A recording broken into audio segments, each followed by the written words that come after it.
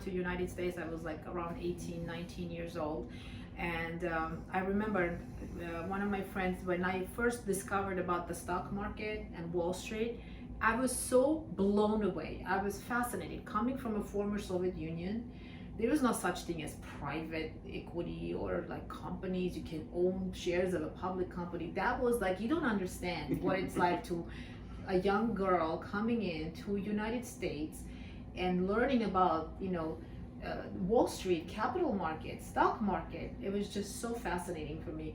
Even though I was a student, I was like a pre-med student in Stony Brook University, I was absolutely fascinated with the whole finance world and so on. And I said to myself, wow, I have to do this. And I remember my girlfriend took my hand and took me to the bank, Citibank, and she said, you need to open up this account called Roth IRA. I'm like, what is a Roth IRA? I had no idea what a Roth IRA was. But anyways, this girl took me. I was totally green, didn't know anything about anything. So I opened up my first account. But anyway, that's a different story for another time. But I just want to tell you how I ended up to becoming a financial planner. When I finished college, I ended up taking a sabbatical. I went back to Germany. My mom was living in Germany at the time with my brother. So I went to visit them. I traveled through Europe. And I was debating, because my education so far was pre-med. So I was prepared to go to medical school. Well, you went to Stony Brook. Everybody was pre-med. So everybody was pre-med. I took the MCATs, and then I just, closed my eyes, and I could not picture myself in a white coat and, like in a hospital setting. Mm-hmm.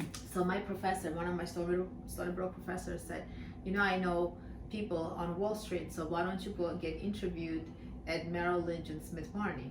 Because I do a lot of lectures and I have a lot of videos. I talk about money and money mindset, and I try to teach young and old.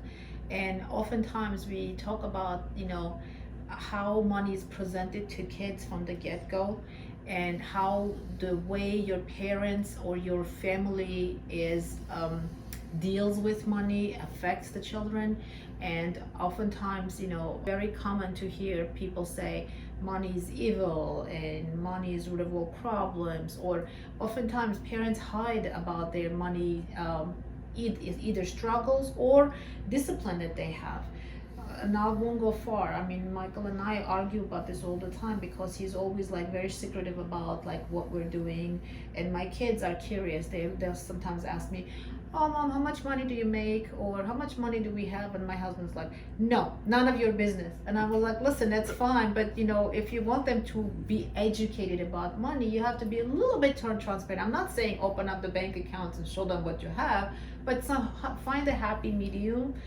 And I feel like it has a lot to do with the money mindset is really, really important. And it's our role as parents, very important to give them the right basics and the right structure. That money does not give you happiness, but money makes your life easier. Money is a tool.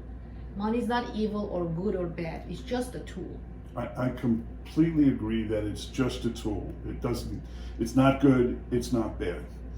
But there are two issues that I think you have to think about.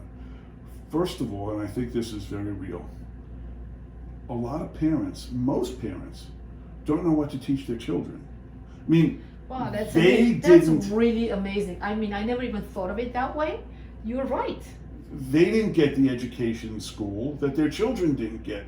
So very often they don't have the background to teach their children about money.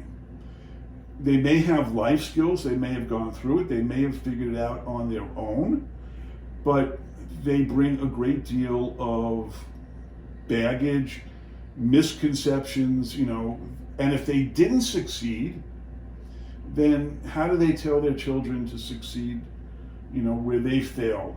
And if they did succeed, can the children reproduce that process? Maybe the values, yes, but not necessarily the process. So part of the goal of this whole conversation is to do what a lot of parents can't do for their children, because they just don't have the capabilities and the skill set to do that. We need to disseminate this information. Hopefully parents will sit down and discuss that with their children and such, but a lot of times, I can talk to my children about a lot of things. I can talk to them about money because I've been there, but most of my most of my friends, most of my people that I deal with, they really, not only don't they get what I do, but they wouldn't be able to sit down and have a conversation about their kids, because in a broader sense, there are people who have misconceptions about money, and hopefully this will straighten them out. You know, if they think, oh, I can pick the next Google, or I can go out and find the next great investment and stuff like that, and try to find a book to tell me how to do that, you know, they need to have a check with reality. But it goes beyond that. I think if you look at what's going on in the societal conversation, the articles that we're seeing in the newspaper, many, if not most people, feel that our financial center is off balance. They're perplexed. They don't get it. Like, you know, my parents, my grandparents were able to retire, and I'll never be able to retire. You know, how did my father and mother afford this 4-bedroom suburban house, and I can't even find afford an apartment, you know, with 1 bedroom? And things are off kilter. And the answer is they are. So over the past 30 years, the cost of housing has gone up by 50%. The cost of education has gone up by 80%. Wow. Wages for the average middle earner have only increased by 20%.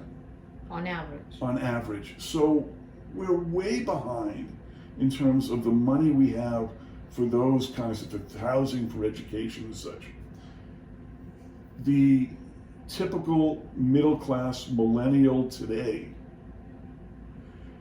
is worth 40% less than their age group 40 years ago or 30 years ago. So this sense of, you know, they're different from what my parents faced and my grandparents faced is absolutely true. So we need to think about recrafting and rebalancing this. How do we get that gyroscope to be centered and such? And so when I started working on this program, I started thinking about, what do we need to tell them? And again, back to the question of, well, can't their parents?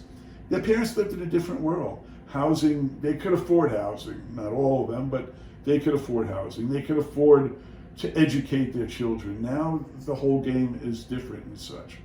So the reader of the book, the people who are listening to this show, should be people who are looking for a better understanding of how they align themselves with the reality of what the financial world is today. And it's very different from where their, you know, the prior generations came from.